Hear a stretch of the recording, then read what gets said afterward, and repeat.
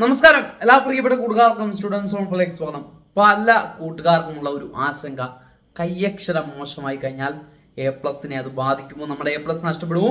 അപ്പോൾ ഇതിനുള്ള കൃത്യമായിട്ട് ഉത്തരമാണ്. അപ്പോൾ അതിലേക്ക് പോകുന്നതിന് മുമ്പ് ആദ്യമായിട്ട് ചാനൽ കാണുന്ന കൂട്ടുകാരുണ്ടെങ്കിൽ ചാനൽ സബ്സ്ക്രൈബ് ചെയ്ത് ചാനലിലേക്ക് കയറിപ്പോയി ലൈക്ക് ചെയ്യാതെ കാണുന്ന കൂട്ടുകാരുണ്ടെങ്കിൽ ലൈക്ക് ചെയ്തൊന്ന് സപ്പോർട്ട് ചെയ്യുക. അപ്പോൾ നേരെ നമ്മൾ കണ്ടന്റിലേക്ക് പോവുകയാണ്.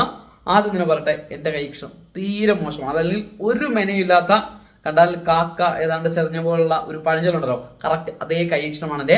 ആ കയ്യക്ഷരം വെച്ചിട്ടാണ് ഞാൻ 2015 SLC പരീക്ഷ എഴുതുന്നത്. ആ പരീക്ഷയ്ക്ക് ആ കയ്യക്ഷരം വെച്ച് എഴുതി അന്തക്കാലത്ത് 10+ വാങ്ങിച്ചിരുന്നു. അപ്പോൾ നിങ്ങളെ സംബന്ധിച്ചും 10+ വാങ്ങിക്കുക എന്നുള്ളത് കയ്യക്ഷരത്തെ ഓർത്ത് ടെൻഷൻ അടിക്കേണ്ട ഒരു കാര്യമല്ല. നിങ്ങളുടെ കയ്യക്ഷരം ഇച്ചിരി മോശമാണെങ്കിൽ പോലും നിങ്ങൾക്ക് എന്ത് വാങ്ങിക്കാം, ഫുൾ A+ വാങ്ങിക്കാനുള്ള എല്ലാ സാധ്യതയുമുണ്ട്. കയ്യക്ഷരം നമ്മുടെ A+നെ ബാധിക്കുന്ന ഒന്നോ രണ്ടോ വിഷയം മാത്രമേ ഉള്ളൂ. ഏറ്റവും പ്രധാനപ്പെട്ട ഒന്ന് ഇംഗ്ലീഷാണ് ഒരു പക്ഷേ ഒരു നല്ല വൃത്തിയും എടുപ്പും ഒക്കെ നോക്കുന്നത്. എങ്കിൽ പോലും കൃത്യമായിട്ടുള്ള പോയിന്റുകളൊക്കെ എഴുതി നല്ല രീതിയിൽ നിങ്ങൾ പെർഫോം ചെയ്തു കഴിഞ്ഞാൽ ഇംഗ്ലീഷിനെ പോലും നിങ്ങളുടെ കയ്യക്ഷരം ബാധിക്കാൻ പോകുന്നില്ല. ബാക്കിയുള്ള ഒരു വിഷയത്തെ ഒരിക്കലും ബാധിക്കാൻ പോകുന്നില്ല. ഇംഗ്ലീഷാണ് പിന്നെയും ഒരു പക്ഷേ ബാധിക്കാൻ സാധ്യത ചിലരെങ്കിലും പറയുന്നത്. ഇംഗ്ലീഷിനെ പോലും ബാധിക്കാറില്ല. കാരണം ഇംഗ്ലീഷിനും എനിക്ക് A+ ആയിരുന്നു.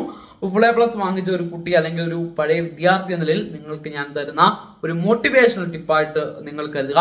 ഒരിക്കലും നിങ്ങളുടെ കയ്യക്ഷരം നിങ്ങളെ ഗ്രേഡിനെ നിങ്ങളെ ബാധിക്കാൻ പോകുന്നില്ല. നല്ല രീതിയിൽ പഠിച്ച് നിങ്ങൾ നല്ല രീതിയിൽ നിങ്ങളുടെ ആ ഒരു ആൻസർ ഷീറ്റിൽ ഉത്തരങ്ങൾ നല്ല മണ്ണി പോലെ അങ്ങോട്ട് എഴുതി വെച്ചാട്ടെ A+ ചൂടുവിൽ നിങ്ങളുടെ കൂടെ പോകും. ഒരു കാരണവശാലും ടെൻഷൻ അടിക്കേണ്ട. നല്ല കോൺഫിഡൻറ്റോട് കൂടിയിട്ട് നല്ല അടിപൊളിയായിട്ട് പഠിച്ച് മുമ്പോട്ട് പോവുക. A+ ഉറപ്പാണ്.